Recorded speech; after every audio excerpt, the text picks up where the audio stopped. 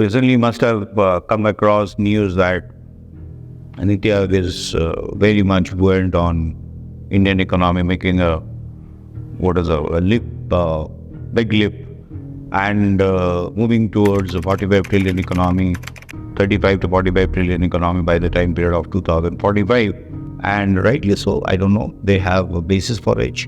I think they are a bit alarmed in the estimate also. That's the reason for which they are requiring around 10 support of the 10 states, and which may be, maybe it may include your Gujarat, Maharashtra.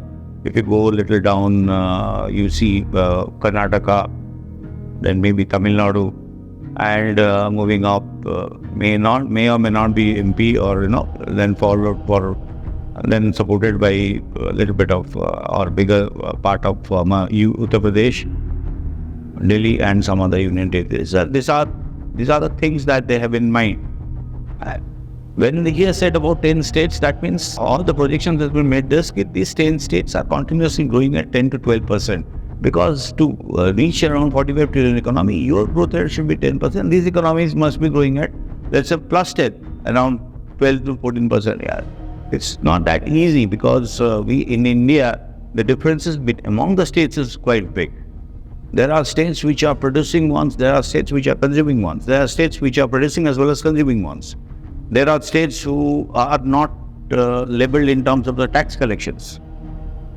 Fine. The states also differ in terms of priority given to the private sector, secondary sector, as well as tertiary sector. So,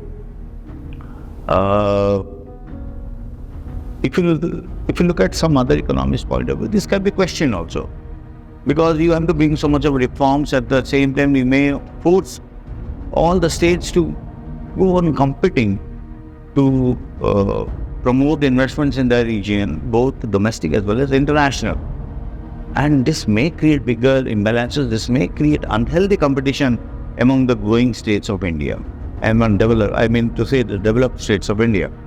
So, I would have taken a 6% growth rate or 7% growth rate after you're reaching around $5 trillion. Because look at the bigger economy size, no one is growing more than 2 to 3%. US doesn't have a history of growing at 4 to 5% in the recent past. You don't see it for Japan, you don't see it for developed countries in Europe. So, at the expense of what?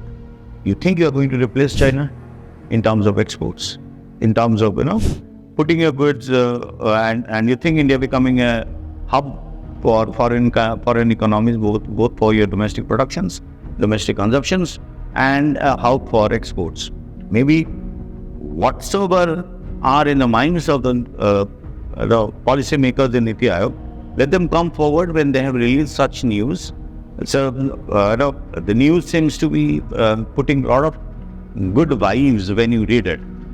But being an economist, we want to see what sort of changes that they want to make in their fiscal policy, monetary policy, and not promoting unhealthy competition among the developed states, and then at the same time taking care of the states which are lagging behind, where they're